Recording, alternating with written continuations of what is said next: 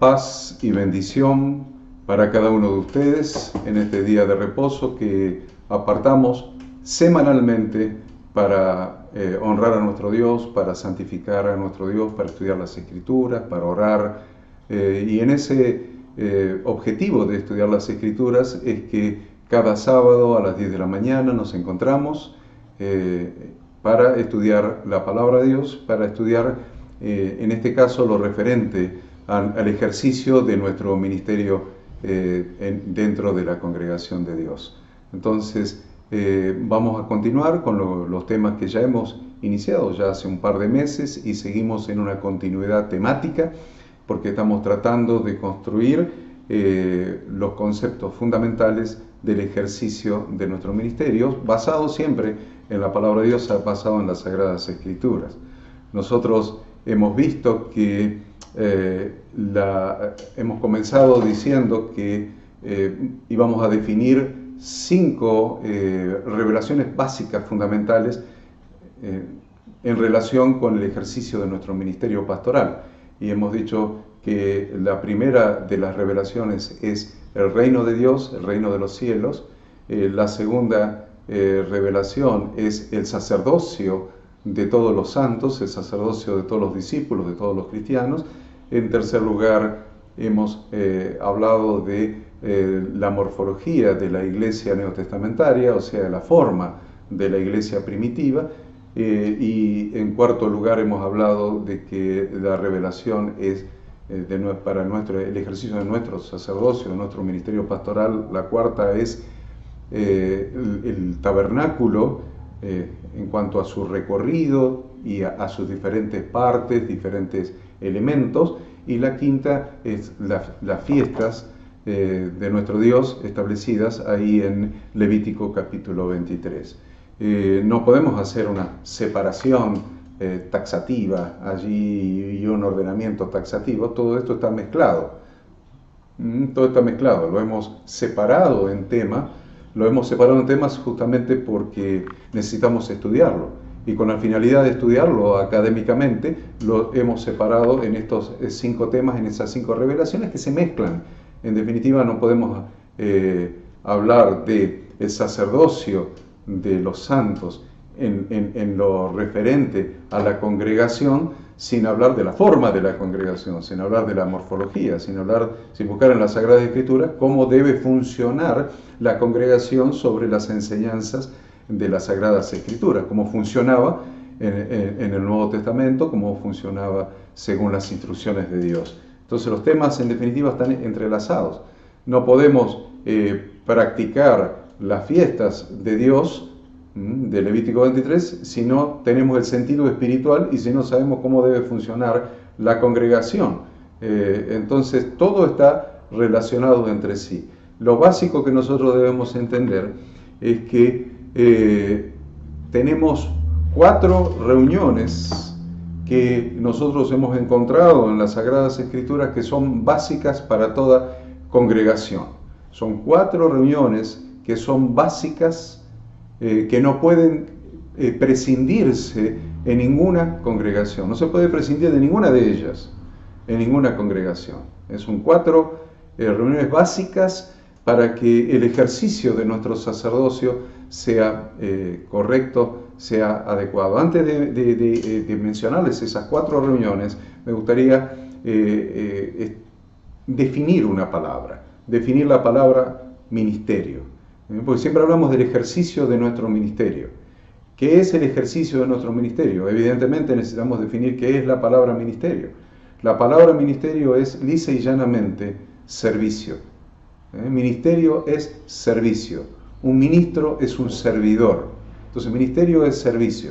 Cuando nosotros estamos hablando de nuestro ministerio, no estamos hablando de un cargo jerárquico, de una jerarquía especial que nos pone sobre la gente. Estamos hablando de servicio.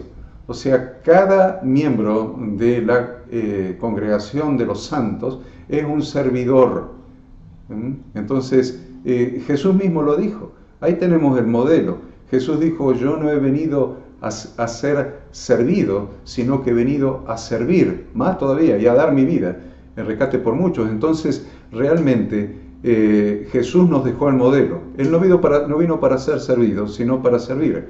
Él era un ministro, era un servidor, vino a servir.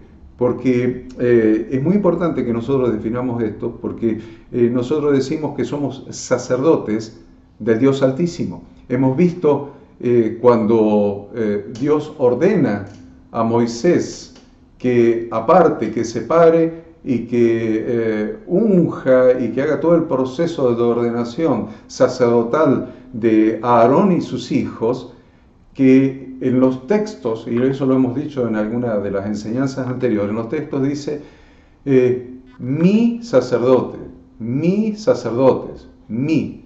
Entonces, los sacerdotes son sacerdotes del Dios Altísimo. Los sacerdotes son sacerdotes del Dios Altísimo. Si son sacerdotes del Dios Altísimo, lo que estamos diciendo es que son personas para servir al Dios Altísimo.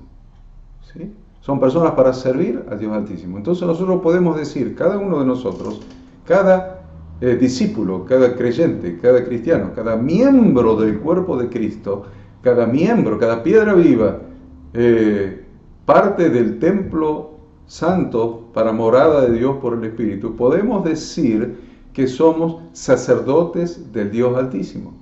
De ahí viene de que podemos decir también que somos siervos de Dios. Como sacerdotes del Dios Altísimo, somos siervos de Dios. Entonces, ¿qué quiere decir ser siervo? Dijimos. ¿Qué quiere decir ser ministros? Dijimos que ser ministros es ser siervos. Entonces somos ministros del Dios Altísimo. Somos sacerdotes del Dios Altísimo, somos ministros del Dios Altísimo, somos siervos del Dios Altísimo.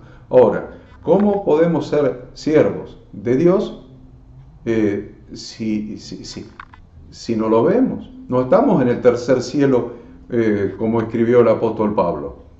El mismo Jesús que estaba con el Padre se hizo hombre y se hizo siervo.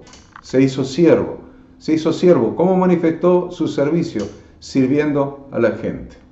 Sirviendo a la gente. Es una clave fundamental que nosotros debemos entender para entender de qué estamos hablando cuando estamos hablando que somos ministros, que somos sacerdotes, que somos siervos de Dios. Servimos a Dios como sirvió a Dios su Hijo Jesucristo, sirviendo a la gente.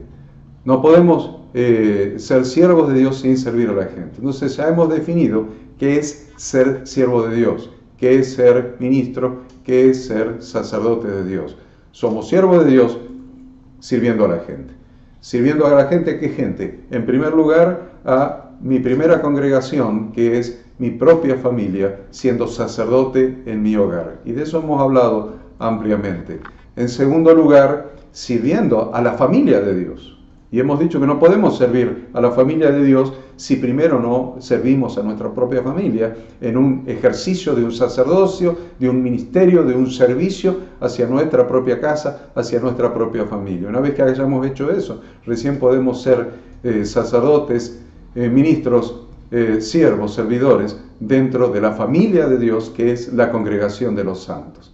Y hemos dicho que en tercer lugar también somos servidores de la gente que habita el mundo. Por lo tanto, ahí tenemos que estudiar, tenemos que analizar una forma bíblica de cómo ejercer ese sacerdocio hacia el mundo, ese ministerio hacia el mundo, ese servicio hacia el mundo.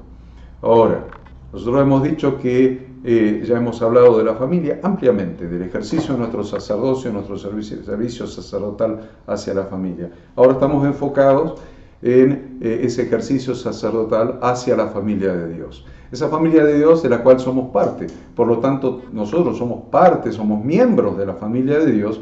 Por eso hemos leído en la última charla que hemos tenido el sábado pasado, varios textos referidos a que somos parte de esa familia de Dios, a que la iglesia, la eclesía, en términos griegos del Nuevo Testamento, la quejilá, en términos hebreos del Antiguo Testamento, que en definitiva tanto iglesia como eclesía como quejilá quiere decir congregación. Esa congregación de Dios, del Dios Altísimo, de la cual nosotros somos parte, la Biblia la define como la familia de Dios. O somos parte de la familia de Dios y hemos leído textos que ratifican, que confirman, que avalan esta idea, este concepto de que somos parte de la familia, de que la iglesia, que la congregación de los santos es una familia. Entonces, vamos a definir bien clarito cuáles son las 4 reuniones que no pueden faltar en ninguna de nuestras congregaciones. A ver, queridos pastores, queridos líderes, queridas congregaciones, hay 4 reuniones que no pueden faltar en ninguna congregación ajustada al modelo de las Sagradas Escrituras, ajustadas al modelo bíblico. Si vos estás pensando, yo quiero que la congregación a la que yo pertenezco, mi familia de fe, mi comunidad de fe, mi familia espiritual, mi iglesia local, la familia de Dios a la que yo pertenezco, la iglesia de Dios sobre la cual estoy ejerciendo el ministerio, la iglesia de nuestro Señor Jesucristo sobre la cual ejerzo el servicio, realmente tenga una forma bíblica, no te pueden faltar 4 reuniones que surgen de las Sagradas Escrituras. 4 reuniones que surgen de las Sagradas Escrituras, en las cuales yo tengo la responsabilidad de ejercer mi servicio, mi ministerio, como sacerdote del Dios Altísimo. Está tomando forma, este tema está tomando una linda forma como para que después lo podamos transcribir y armar un libro. Ya he comenzado a transcribir algunas de estas cosas para armar un material de estudio. Entonces, está tomando una forma interesante decir que tengo 4 reuniones ajustándome a las enseñanzas de las Sagradas Escrituras en las cuales yo voy a ejercer mi ministerio, o sea, mi servicio hacia cada uno de esos grupos de personas, ejercer mi servicio hacia cada uno de esos grupos de personas como sacerdote del Dios Altísimo. El primero de esos grupos es mi propia casa, mi propia familia. Mi propia familia. Entonces, hemos definido que mi primer sacerdocio es hacia mi propia familia. Hemos buscado y usado la figura del embudo, un cono superior dentro del cual introduzco cosas y un conito o un cilindro inferior a través del cual fluyen todas esas cosas. Y hemos dicho en la familia, hemos hablado de la cena familiar diaria, o de la mesa familiar, de la mesa familiar de todos los días. Hemos hablado de una correcta formación de los hijos, una buena comunicación, un matrimonio fundado en las instrucciones de las Sagradas Escrituras, con el cumplimiento de sus roles bíblicos, un correcto amor, un amor equilibrado entre ágape, filia, eros, etcétera. Una correcta administración, una buena comunicación en el matrimonio, etcétera. Y que todo eso fluía a través de algo que lo decíamos, esto es el lugar donde confluyen todas las cosas que estamos metiendo por arriba de ese embudo de ejercicio de sacerdote familiar, que es la cena familiar del día de reposo.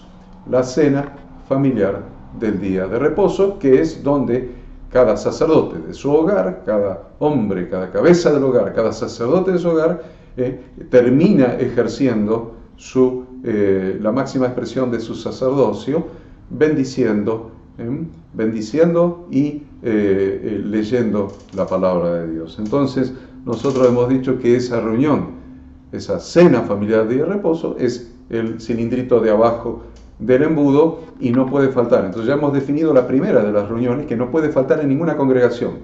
Cada discípulo es un sacerdote de su hogar.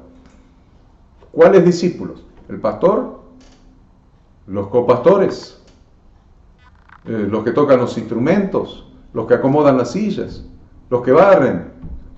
¿Quiénes? Todos los discípulos son sacerdotes de su propio hogar y ya hemos dado las instrucciones al respecto. Entonces, la primera reunión que no puede faltar en ninguna congregación ajustada a las Sagradas Escrituras es la cena familiar del día de reposo. Dijimos que el día de reposo empieza a la caída del sol del viernes y termina a la caída del sol del sábado, o sea que hay una sola cena ahí, que es la cena del viernes.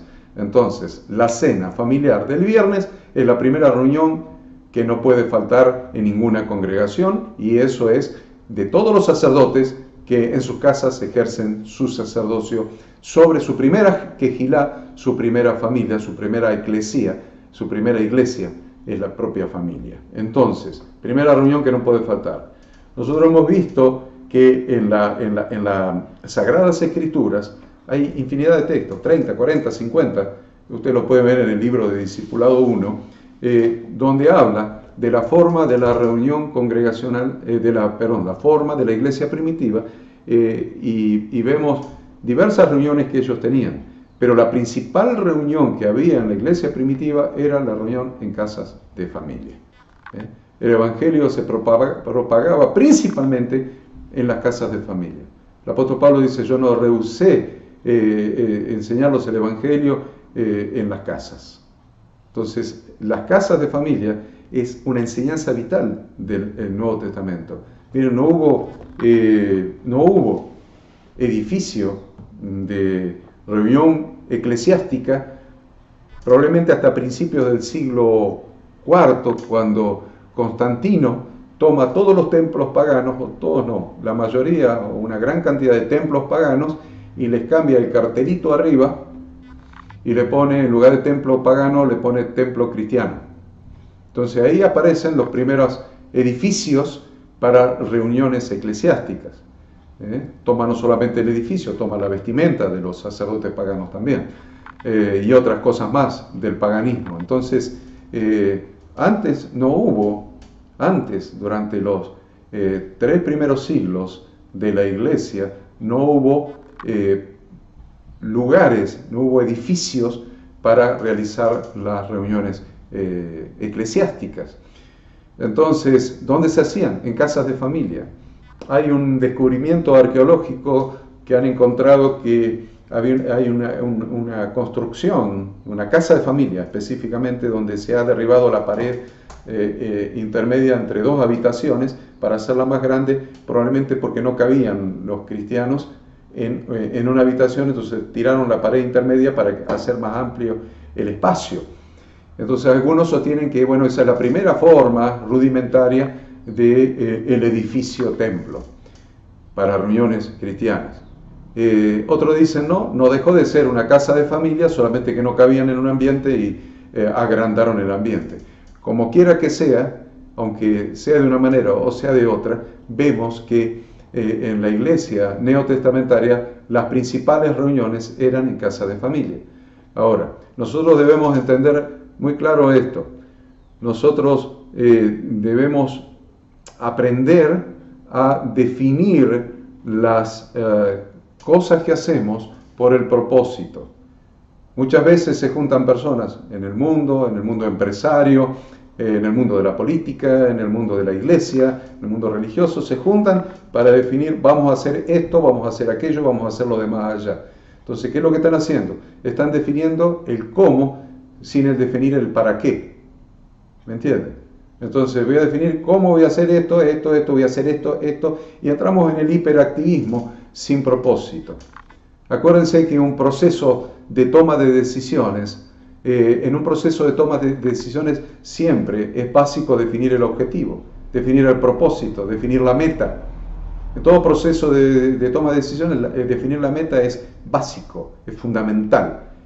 Prácticamente lo primero que tengo que definir es la meta, es el objetivo, a dónde quiero llegar, qué quiero lograr, qué quiero conseguir, qué quiero construir, qué quiero hacer, qué quiero lograr como objetivo, como meta. Es lo primero que tengo que definir. Lo segundo que tengo que definir en un proceso decisorio es el diagnóstico de dónde estoy, cuáles son los elementos que tengo, la matriz FODA. ¿Cuáles son mis fortalezas, oportunidades, debilidades, etcétera? La matriz FODA, que está bien explicada en un libro mío que se llama Herramientas para transformar tus fracasos en victoria. Tengo que hacer un diagnóstico de dónde estoy parado. Estoy parado acá, este es mi diagnóstico, esta es mi situación actual, o esto es donde estamos como grupo, esto es lo que tenemos y esto es a donde queremos llegar. Este es el objetivo, esta es la meta. Una vez que tengo de dónde estoy y a dónde quiero llegar, lo que me queda es definir el cómo, definir el camino que tengo que transitar. Entonces, ¿qué vamos a hacer para desde acá llegar acá? ¿Qué vamos a hacer para con estos elementos lograr estos objetivos, estas metas? Pero ¿vieron cómo es el asunto? Primero definí las metas, después hice el diagnóstico actual y después definí qué cosas voy a hacer. Si yo prescindo de las dos puntas y defino nada más que actividades, inclusive actividades religiosas, actividades, entré en un hiperactivismo que no me lleva absolutamente a ningún lado porque no tengo un propósito definido. Entonces, es muy importante en este sentido que definamos cada cosa, que definamos cada uno de los ámbitos donde nosotros definimos, donde nosotros realizamos nuestro sacerdocio, los objetivos. A ver, ¿cuál es el objetivo de estas reuniones en casa de familia de la Iglesia Neotestamentaria? Bueno, vamos a buscar el modelo, a ver dónde lo encontramos. Vamos a encontrar el modelo de Cornelio. Cornelio, que era un centurión romano, que tenía su residencia allí en Cesarea, y lo manda a llamar al apóstol Pedro. Pedro estaba en la azotea allí de una casa, orando como a la hora del mediodía, y el Señor le revela que no tenía que llamar como uno inmundo a ningún gentil, y lo manda, porque ni bien tiene esa revelación, vienen, tocan su puerta y lo llevan a la casa de Cornelio. Pero ¿qué había hecho Cornelio?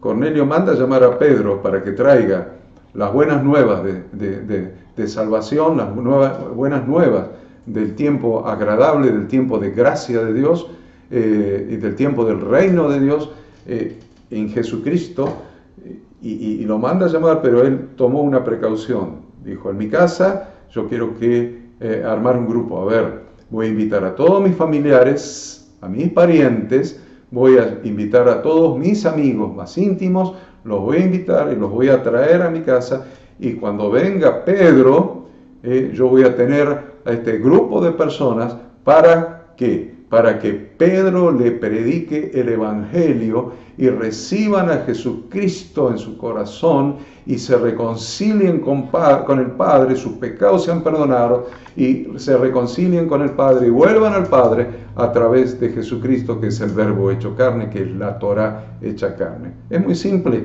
el pensamiento de Cornelio, y es muy simple una vez que definió el objetivo, lo que tenía que hacer. Definió el objetivo, evangelizar a mi familia y evangelizar a mis amigos. Ahí tienen, a mis parientes y a mis amigos, yo quiero que sean evangelizados, que se conviertan al Evangelio, que se conviertan a Dios, que se conviertan a su palabra. Bien, definió el objetivo y después de inmediato comenzó a realizar lo que tenía que realizar para cumplir el objetivo. ¿Cuál es? Lo que realizó. Invitó a sus parientes, sus amigos más íntimos, y cuando llegó Pedro a la casa de Cornelio, estaban todos allí esperando para que él les transmita la palabra de Dios. Y esto es un modelo bíblico, es un modelo del Nuevo Testamento. Ninguna iglesia, ninguna de las congregaciones que nosotros pastoreamos debería prescindir de este modelo bíblico, que es el ejercicio del sacerdocio en la casa de familia, que es el ministerio, que es el servicio en las casas de familia, que es la reunión en casas de familia, principalmente con el objetivo, ya hemos definido uno, de evangelizar, de llevar el reino de Dios a las vidas, para que nazcan de nuevo en Cristo Jesús. Entonces, primera cosa de esa reunión de casa de familia. Segunda cosa de esa reunión en casa de familia es, no he rehusado predicar el Evangelio ni enseñaros por las casas, o sea que es enseñar en la casa. Y eso, enseñar en las casas, tiene que ver con la palabra que dice, hijitos, por quienes vuelvo a sufrir dolores de parto hasta que Cristo sea formado en vosotros. Entonces debemos formar a Cristo en las personas a las que hemos traído al reino de Dios. Hay que formarlo en la enseñanza de las Sagradas Escrituras, en las enseñanzas de las instrucciones de Dios contenidas en las Sagradas Escrituras. Entonces, nosotros ahora tenemos otro objetivo más, miren, otra meta más, que Cristo sea formado en esas personas. O sea, enseñarle cómo formamos a Cristo, que es el verbo hecho carne, que es la palabra de Dios hecha carne, que es la Torá hecha carne, que es las instrucciones de Dios contenidas en la Biblia hecha carne, cómo tenemos que hacerlo. Hemos traído a Cristo y ahora le vamos a enseñar las instrucciones de Dios contenidas en la Biblia para que Cristo sea formado en ellos, para que la palabra sea formada en ellos. Entonces le vamos a enseñar los rudimentos, le vamos a enseñar a orar, a leer las Sagradas Escrituras, le vamos a enseñar todo el resto de los rudimentos, de los primeros pasos, porque nacen como niños, todos nacen como niños, y como niños deben ser enseñados en cómo vivir, acerca de cómo vivir, de cómo armar su propia vida, de cómo ir creciendo, de cómo ir aprendiendo a pensar, a razonar, a sentir, a proceder.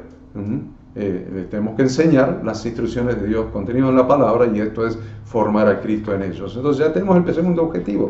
Entonces las reuniones en casa de familia tienen dos objetivos: evangelizar y enseñar. Evangelizar y enseñar. Enseñar es discipular, es hacer discípulos, es enseñar. Por lo tanto, los grupos en casa de familia son de evangelismo y discipulado. Evangelismo y discipulado.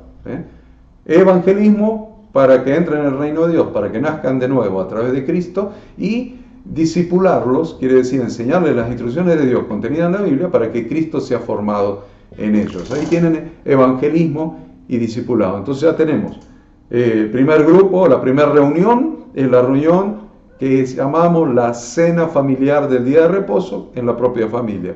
La segunda reunión bíblica que encontramos son los grupos de evangelismo y discipulado en casas de familia. No encontramos mucho dentro de las epístolas, probablemente tampoco o muy poco dentro de Hechos de los Apóstoles, acerca de la tercera reunión que les voy a mencionar, que es lo que nosotros llamaríamos la reunión general abierta al público. ¿Qué es la reunión general abierta al público? Es lo que normalmente hacemos nosotros los domingos a la tarde. Algunos hacen dos servicios, uno el domingo a la mañana y otro el domingo a la tarde. Algunos hacen otro servicio adicional en la semana, algunos el sábado a la tarde. Como quiera que sea, es una reunión general abierta al público. Esa reunión general abierta al público encontramos poco modelo en las epístolas, pero sí encontramos bastante en el ministerio de Jesús. Encontramos mucho en el ministerio de Jesús cuando se reunía con las multitudes y Él les daba de comer, 4.000 un caso, 5.000 otro caso. Encontramos el Sermón del Monte, allí donde había una gran multitud y Él les enseñaba, entonces le enseñaba acerca del reino de los cielos. Entonces ahí encontramos más este modelo de reunión que nosotros estamos acostumbrados a hacer porque la heredamos así, la heredamos de quienes nos han traído la palabra y nos han formado en el Evangelio. Entonces heredamos esa reunión del domingo a la tarde y nuestro objetivo siempre está puesto ahí, en la reunión general abierta al público. Sin embargo, ya ustedes están viendo que hay más de las que no podemos prescindir, que no podemos estar solamente con esa reunión ahí general abierta al público, porque nos están faltando por lo menos 3 más. Ya nombramos 2. La principal con la familia, que es la cena familiar del día de reposo. Ya hablamos de la reunión de evangelismo y discipulado en casa de familia, y ahora estamos hablando de esta reunión general abierta al público. Esta reunión general abierta al público es un embudo. La parte, el cilindrito de abajo del embudo, en la cual metimos un montón de cosas por arriba. Hemos metido por arriba una de las cosas, esta reunión de evangelismo y discipulado en casa de familia. Estamos metiendo esto por arriba y de ahí estamos sacando personas que han recibido a Cristo y que han recibido los rudimentos, los principios del discipulado, de la instrucción de Dios. Pero también puede haber gente que hayan sido evangelizadas o atraídas por diversas circunstancias o por diversas actividades. Podemos haber tenido, por ejemplo, circunstancias, mencioné circunstancias, bueno, gente con necesidad de salud, con problemas de salud, con problemas económicos, familiares, personales, psicológicos, almáticos, lo que usted quiera, y que sabe que acá se reúne, hay una reunión donde son bienvenidos, y se arrimaron solitos, vinieron, alguien que vino por necesidad, alguien que tiene simpatía, los simpatizantes, aquellos seguidores, perfecto, los que han venido solitos. Otros han sido invitados por personas que son discípulos, que son miembros de la congregación, han sido invitados y han venido a esa reunión general abierta al público. Otros pasaron por la puerta, vieron luz y entraron. ¿Y cuántos casos de testimonios hemos escuchado de gente que pasó por la puerta y el Espíritu Santo los impulsó a entrar y entraron y recibieron la palabra de Dios y recibieron a Jesucristo en su corazón? Y se quedaron y se convirtieron en discípulos. Entonces ahí también tenemos, pero también hablé de actividades, podemos agudizar nuestro ingenio, nuestra capacidad de creatividad para ver qué actividades podemos tener para atraer gente a la congregación. Entonces, a esa reunión general abierta al público, podemos, por ejemplo, hacer conferencias sobre temas de actualidad abiertas al público. Podemos estar relacionados con el municipio, con la municipalidad del caso y ofrecerle a desarrollar algún tema de actualidad abierto al público. Podemos alquilar salones y desarrollar temas, la comunicación en el matrimonio, un tema, la familia, esperanza de la sociedad, un tema, etcétera. Ustedes pueden hablar temas de economía. Los empresarios y profesionales también buscamos la felicidad. Es un tema interesante. Hemos desarrollado todos estos temas en diversas ciudades, y les diría que hasta en algunos otros países también hemos desarrollado algunos de estos temas. Bueno, son temas abiertos al público, hasta hemos sido publicitados por los canales de televisión locales, por camioncitos que salen transmitiendo la invitación, por las radios locales, y ahí hacemos esas reuniones sobre temas de actualidad abierta al público, y muchas de esas personas se interesan y vienen la próxima reunión general abierta al público, probablemente el próximo domingo, están allí a ver de qué se trata esto. Tés de damas, en bares literarios, cafés de caballeros, jornadas, conferencias, charlas, talleres, etc. Entonces ahí tenemos, ¿ven? Ahí le estoy hablando del embudo. Tengo el cono superior del embudo, en el que estoy metiendo todas estas actividades. Llamar por teléfono a los amigos, encontrar a alguien con necesidad y decirle, además de transmitirle la palabra, te invito el domingo a que me acompañes a la comunidad de fe. Las iglesias son comunidades de fe, las iglesias locales. Todas las iglesias locales de todo el mundo son comunidades de fe. Te invito a que me acompañes el domingo para que veas cómo funciona esa comunidad de fe. Entonces, ¿qué hemos dicho? Ahí tenemos la parte superior del embudo. Estamos metiendo cosas por la parte superior del embudo. Usamos el teléfono, llamar a algún amigo, te invito, y ahí tenemos una reunión general abierta al público, donde los discípulos, los miembros de la congregación, se transforman en servidores. Ahora lo van a entender cuando hable de la última tipo de reunión, porque esta es la tercera. Entonces, todos los que son discípulos, los que tuvieron su propia reunión de los discípulos, ya les voy abriendo el juego, su propia reunión de los discípulos, con los propósitos que vamos a mencionar ahora en breve, se transforman en servidores, en ministros, en sacerdotes, para servir a toda esa gente que viene. Entonces ninguno está mirando a ver hoy si recibo o no recibo, si adoro o no adoro. Su adoración está en la reunión de los discípulos.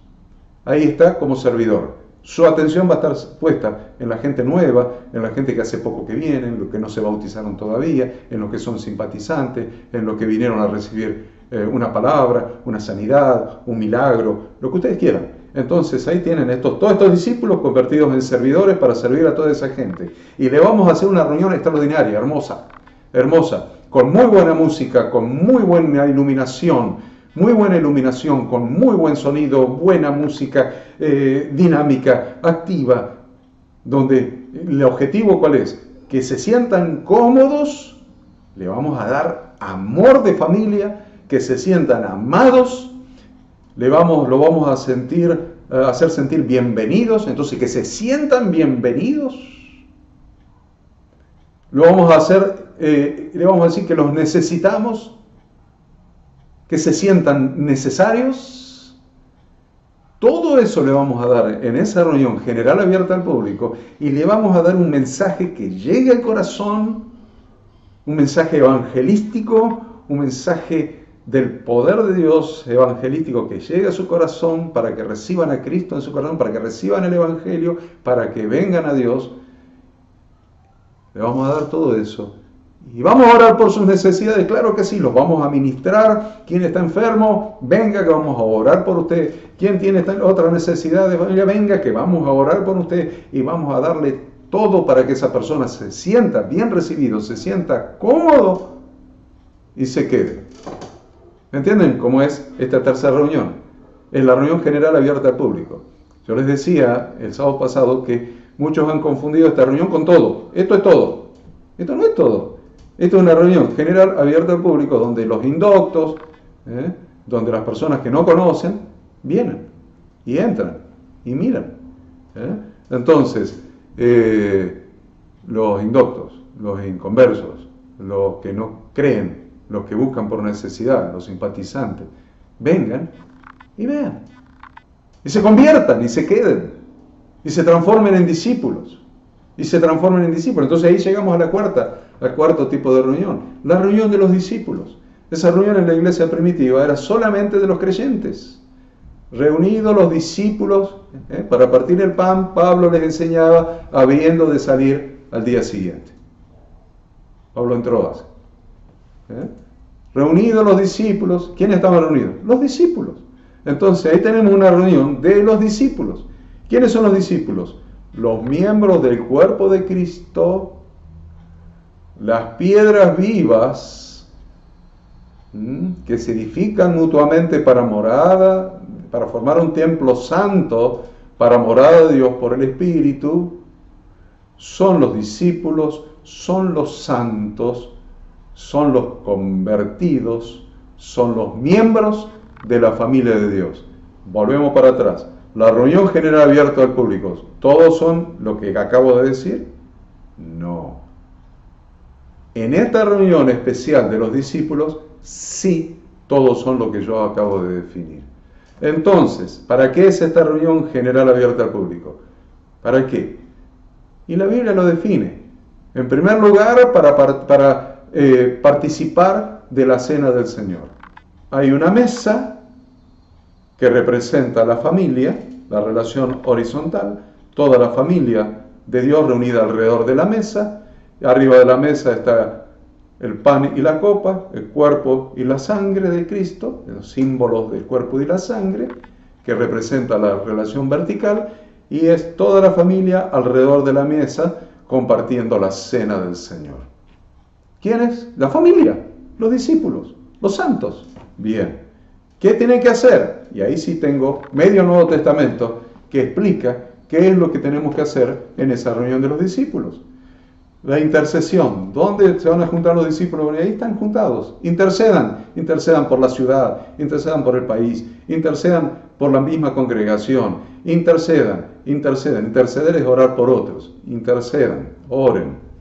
Segundo, mucha Biblia habla de la mutua edificación. La próxima vez voy a hablarles de esto. La mutua edificación, que se edifican los miembros según la función de cada uno, se edifican mutuamente. ¿Quiénes? Los miembros del cuerpo. No estoy hablando de gente que viene por primera vez en la reunión general, estoy hablando de la reunión general, de la reunión de los discípulos, la reunión congregacional. ¿Qué es la congregación? La congregación es la familia de Dios. Entonces a esta reunión de los discípulos le vamos a llamar la reunión congregacional. Entonces ahí se interceden, se edifican mutuamente según el don de cada uno, y ahí baja el Espíritu y derrama aquel don de profecía, a este discernimiento de espíritu, a este fe, donde, ¿vieron? Ahí vamos a entender qué quiere decir el 1 Corintios capítulo 11, 12, 13 y 14. Léanlo. Muy bien. Mutua edificación, exhortación mutua. Necesitamos exhortarnos mutuamente, principalmente cuando veamos que aquel día se acerca, como hoy. Entonces, ¿qué es exhortación? Animarnos sobre la base de la palabra de Dios, animarnos para que la fe de ninguno decaiga. Nos animamos, nos exhortamos mutuamente. ¿Qué más hacemos? Estamos alrededor de la mesa, así que participamos de la cena del Señor. ¿Qué más hacemos? Estudiamos la palabra de Dios profundamente. No podemos estudiar la palabra de Dios profundamente cuando está un montón de gente nueva que viene cargada por su necesidad y nosotros no podemos estudiar la para allá profundamente. No podemos hacer eso. Entonces acá es el ámbito de los discípulos para estudiar la palabra de Dios profundamente. Ahora, ¿cómo estudiamos la palabra de Dios? Bueno, es muy interesante que el eje de la palabra de Dios se llama Torah. La Torah es el eje de la palabra de Dios. Es lo que Dios dio a Moisés en Sinaí. Dios dio a Moisés en Sinaí sus instrucciones de vida para que la vida de las personas dé en el blanco. Jesús es la Torah hecha carne. Entonces, ahí tenemos el eje del estudio de la palabra de Dios, de la Biblia, la Torah, el Pentateuco, los primeros 5 libros de la Biblia. Bueno, sabiamente, y en la antigüedad, porque ya Jesús leyó parte de la lectura semanal, él leyó la Haftará, ya les voy a explicar un poco esto, pero la para allá, lo que llamamos para allá, es que en la antigüedad se tomó la Torah, se dividió en 54 semanas, o sea, 54 porciones para la lectura completa, una por semana, 54 porciones, y ahí está muy fácil para nosotros qué es lo que tenemos que estudiar cada semana. Cada semana tenemos que estudiar la parashá, o sea, lo que es la división de la Torah que corresponde a esa semana. En 54 semanas, o sea, en un año, estudiamos toda la Torah.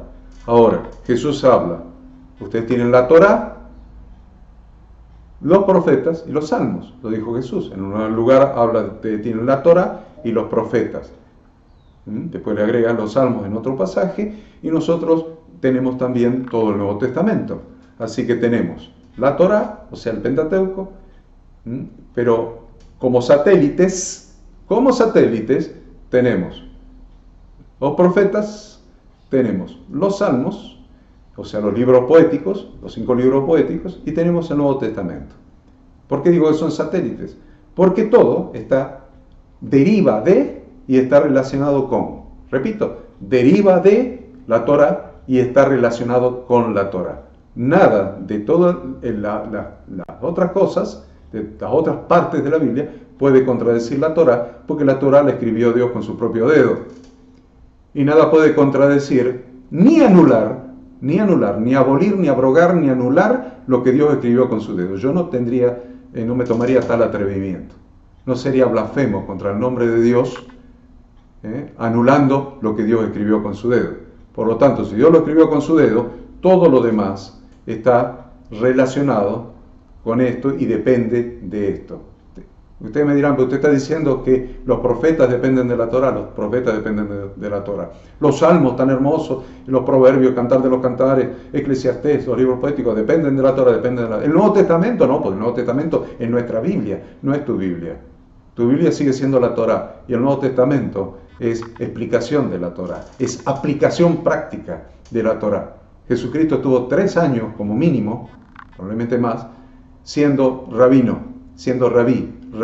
Rabí es un rabino más venerado. Son un rabí de Torah, un rabí de la instrucción de Dios para que la vida de las personas dé en el blanco, dándole el sentido y la interpretación correcta. O sea que todo depende de la Torah. Así que perfectamente podemos tomar esas 54 divisiones, estudiar la de la semana, relacionándola con los profetas, con lo que es la Haftará, los profetas, con lo que es los salmos y con lo que es el Nuevo Testamento.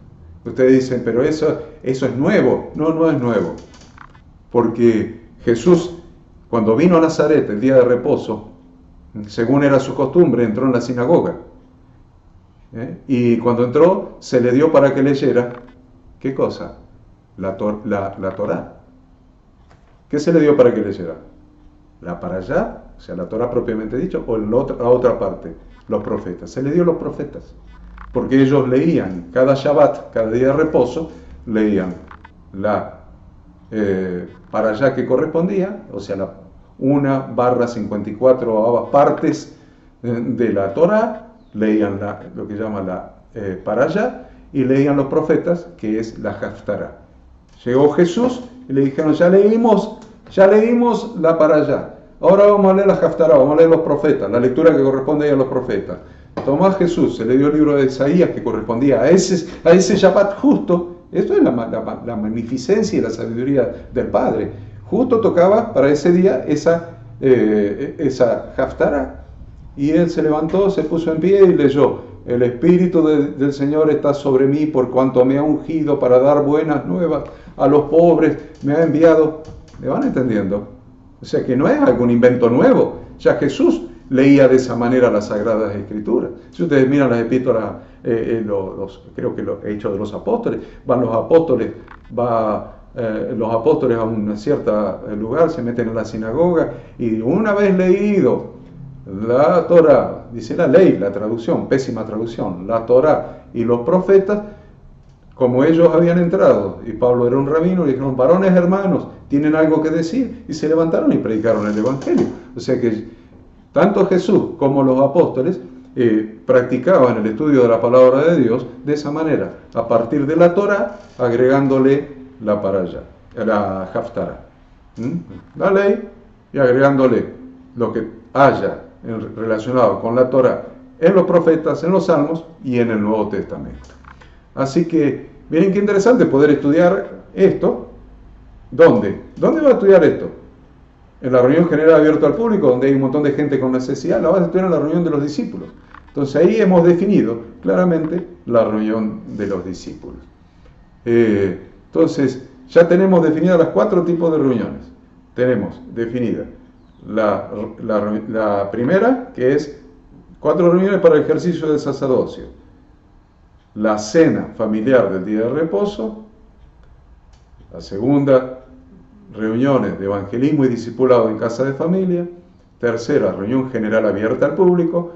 Cuarta, la reunión congregacional, que es la reunión de los discípulos, la reunión congregacional. Si los discípulos tuvieron su propia reunión, donde hicieron todo, adoraron a Dios, se edificaron mutuamente, intercedieron, estudiaron la palabra, participaron de la cena del Señor, todo eso, la reunión general abierta al público va a ser una reunión donde todos esos discípulos se transforman en servidores y están expectantes a ver cómo pueden servir para que toda esa gente nueva que viene se sienta cómoda, reciba la satisfacción de sus necesidades y se quede. Entonces yo, antes de terminar esta charla de hoy, este estudio de hoy, me gustaría leerles algunos versículos, algunos pocos versículos. El próximo sábado a las 10 de la mañana voy a estar hablando de lo que significa el pastorado plural. En todo el Nuevo Testamento ustedes van a encontrar el pastorado plural. Me gustaría que ustedes durante toda esta semana estudien este tema, lo lean, lo busquen, lo escudriñen, busquen las Escrituras, a ver de qué estoy hablando cuando hablo del pastorado plural. A ver si ustedes encuentran en el Nuevo Testamento un pastorado individual o encuentran un pastorado plural. Investiguenlo, escudriñen las Escrituras y hablamos con más propiedad el próximo sábado a las 10 de la mañana. Yo, para terminar, quisiera leer algunos pasajes sobre algunos temas como para que nos llevemos y nos quedemos con esta enseñanza. Lucas, en el libro de los Hechos de los Apóstoles, nos dice que los cristianos primitivos estaban juntos y tenían en común todas las cosas. Estaban juntos y tenían en común todas las cosas. Es muy interesante esto de tener en común todas las cosas. ¿Qué cosas nosotros hoy día, estoy hablando de los discípulos, el foco ahora, yo ya hablé de la reunión de la cena familiar del día de reposo, ya hablé un rato recién de la reunión de evangelismo y discipulado en casa de familia, ahora estoy hablando de la reunión de los discípulos. También hablé un poquito de la cena, de la reunión abierta al público. Me gustaría hablar de la reunión de los discípulos. Quiero arrancar por acá, venir por acá por la reunión de los discípulos, y no puedo hablar del ejercicio del sacerdocio sin mezclarlo con la morfología, o sea, con la forma de la iglesia neotestamentaria. Así que la reunión de los discípulos, la reunión congregacional, vamos a llamarla reunión congregacional, la reunión de los discípulos, cómo era la iglesia primitiva, para que veamos un poquito la forma, la morfología. Estaban juntos y tenían en común todas las cosas. ¿Qué quiere decir que tenían en común todas las cosas? La pregunta es, para nosotros hoy. ¿Qué cosas tenemos en común los discípulos? ¿Qué cosas tenemos en común los miembros del cuerpo de Cristo, los santos? ¿Qué cosas tenemos en común? ¿Qué cosas tenemos en común? Dice, bueno, tenemos un mismo amor. El Padre ha derramado su amor por el Espíritu Santo en nuestros corazones y nos amamos como familia. Somos parte de la familia de Dios, nos amamos. Perfecto. Tenemos en común el amor. Pero acuérdense que yo les dije hace un rato, necesito definir el propósito. Estamos todos los discípulos acá juntos. ¿Definimos el propósito? Definamos el propósito. ¿Para qué estamos juntos? Bien, para edificarnos mutuamente, para exhortarnos mutuamente. ¿Qué más propósito tenemos? Evangelizar esta ciudad. Porque tener en común todas las cosas es tener en común el mismo amor, tener un mismo sentir en común, eran de un mismo sentir, los cristianos primitivos.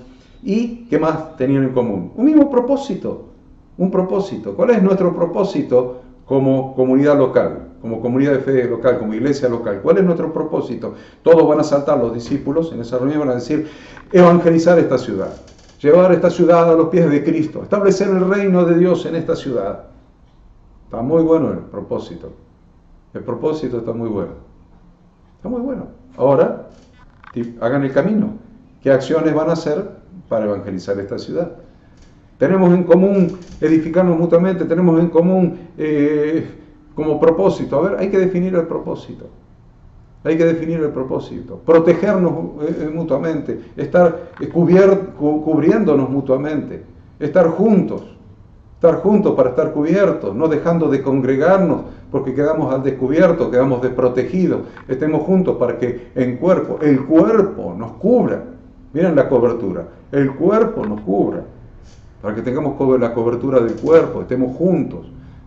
Entonces necesitaríamos definir objetivos, propósitos, para que digamos, bueno, como dice Hechos 2, 44, tenían en común todas las cosas. ¿Qué cosas tenemos en común? ¿Qué objetivos, qué propósitos tenemos en común? Nos informa también Hechos de los Apóstoles, en Hechos 2:46, un par de versículos después, que perseveraban unánimes cada día en el templo y partían el pan por las casas. Dice, perseverando unánimes en el templo y partiendo el pan por las casas, comían con alegría y sencillez de corazón. Comían juntos con alegría y sencillez de corazón. Ese tema de comían juntos con alegría y sencillez de corazón. Vemos en la Biblia entonces dos tipos de comidas. Una comida comunitaria, reunidos los discípulos para partir el pan, Pablo les enseñaba, habiendo de salir al día siguiente, extendió su discurso hasta la medianoche, etc. Entonces tenemos una comida comunitaria que es muy buena, tener una comida comunitaria, todos los discípulos, esta es una comida de los discípulos, de los miembros del cuerpo, es parte de la mutua edificación, es parte de comer juntos, ahí la comida comunitaria, pero acá estamos viendo aparece una diferente, aparece una comida que es, dice, perseverando unánimes cada día en el templo y partiendo el pan en las casas, se comían en las casas, comían juntos con alegría y sencillez de corazón. Y yo les digo una cosa, está muy bien que los hermanos, las diferentes familias, los diferentes hermanos, se junten para comer juntos en las casas. Que se junten un lunes, un martes, un miércoles, un jueves, un viernes. No, un viernes no. El viernes tenemos la cena familiar del día de reposo. Así que pueden juntar el sábado a la noche, perfectamente, a comer juntos. Pueden designar un día, a ver, ¿cuándo comemos juntos los miembros de la congregación? Bueno, comemos juntos los miembros de la congregación el sábado al mediodía. Es Santa Convocación, es Shabbat, es día de reposo. Está bien que los miembros de la congregación puedan comer juntos, que coman en la familia para ejercer su sacerdocio el viernes a la noche. El sábado al mediodía pueden comer juntos en la congregación y el sábado a la noche se invitan unos a otros y cumplen este texto. A ver, dice, partiendo el pan en las casas, comían juntos con alegría y sencillez de corazón. Entonces está bien que se junten para comer en las casas. Está muy bien, está muy bien. Entonces ahí tenemos este tema. Nosotros tenemos que tener prioridades. Tenemos que tener prioridades. Yo creo que estoy muy pasado del tiempo, pero les voy a dar un par de prioridades. una prioridad para nuestra iglesia, porque estamos definiendo cosas en común. Tenían en común todas las cosas. ¿Por qué no tenemos en común estos propósitos? Dos propósitos, y con esto los dejo. Dos propósitos en común. Un propósito es la formación de nuestros niños en la palabra de Dios. Instruye al niño en su camino. Instruye al niño en su camino. Y aun cuando fuere viejo no se apartará de él. Me encanta que mi esposa, vez tras vez, muchas veces, pero muchas veces, ella me dice, esto yo lo aprendí en la escuela bíblica para niños cuando yo era niña. Y esto me lo enseñaron en la escuela bíblica para niños cuando era niña. Y fui marcada a fuego por lo que me enseñaron en la escuela bíblica para niños. Ella lo tiene permanentemente presente en lo que ella fue instruida en la escuela bíblica para niños. Yo también lo tengo presente. Las cosas que a mí más me impactaron sucedieron en etapas específicas de mi vida. Y una de las principales etapas fue cuando yo fui un niño y en la escuela bíblica para niños, las cosas que me enseñaron y me impactaron. Por lo tanto, tener un propósito congregacional común puede ser los niños, instruir a los niños en su camino, no tomar a los niños como molestos y los saco de la reunión y les pongo maestras que se ocupen, maestras que no enseñan, maestras que entretengan para que no molesten en la reunión general. Eso está bastante feíto, ¿no? Está bastante feíto pensar de esa manera. Es un propósito común, pues es un propósito común, pero bastante mezquino, bastante feo. Entonces, si yo tengo como propósito la formación de mis niños, la instrucción de los niños de la comunidad local, entonces la iglesia local, entonces voy a poner eso como objetivo y voy a armar todo el camino para llegar a cumplir ese objetivo, instruir al niño en su camino. Otro propósito puede ser los jóvenes. Los jóvenes, el mundo ejerce, las luces del mundo, el mundo en general, el sistema del mundo que Satanás ha creado, ejerce una atracción muy fuerte sobre nuestros jóvenes, pero muy fuerte. Entonces, tener como propósito contener a los jóvenes para que no se nos vayan al mundo. Entonces, ¿cuál es el día donde la atracción por los jóvenes se ejerce con más fuerza? Los sábados a la noche. Los sábados a la noche. Entonces, si la mayor fuerza está ejercida los sábados a la noche, yo tengo que, como objetivo congregacional, decir cómo hago para contener a esos jóvenes los sábados a la noche para que no sean atraídos, para que no sean imantados hacia ahí y yo los contenga en este lugar, en un ámbito, en un ambiente, le creo un ambiente agradable, confortable, hermoso, alegre, bien para que ellos estén bien y quieran quedarse y no irse.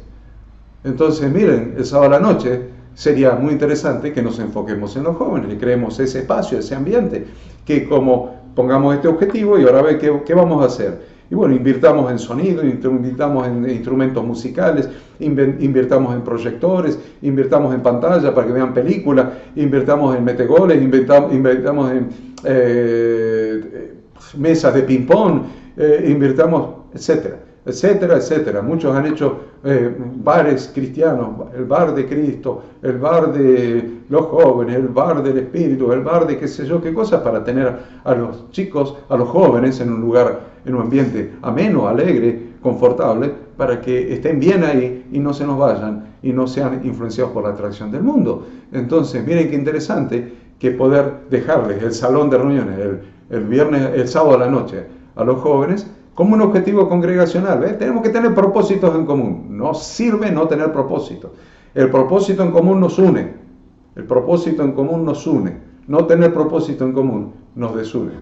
No tenemos nada que nos une, entonces empezamos a buscar defectos a los demás. A ver el pastor en qué se equivocó. Si no hay pastor que no se equivoque. No hay pastor que no se equivoque en algo. No hay pastor que no tenga imperfecciones. No hay familias allá y acá que no tenga imperfecciones. Entonces, si no tenemos objetivos en común hacia los cuales enfocarnos, toda la congregación, todos los santos, todos los miembros del cuerpo, vamos a empezar a buscar los defectos que en las otras personas, empezando por el pastor, por la familia del pastor. Le vamos a empezar a pegar a la esposa, le vamos a empezar a pegar a los hijos, y vamos a empezar a buscar defectos en la otra familia de allá, en lo otro de acá. Mira la cara de este, la cara de aquel, los zapatos no se los lustró. Es terrible lo que puede llegar a pasar en una congregación que no tiene objetivos en común, que no tiene en común todas las cosas, que no han definido objetivos, propósitos.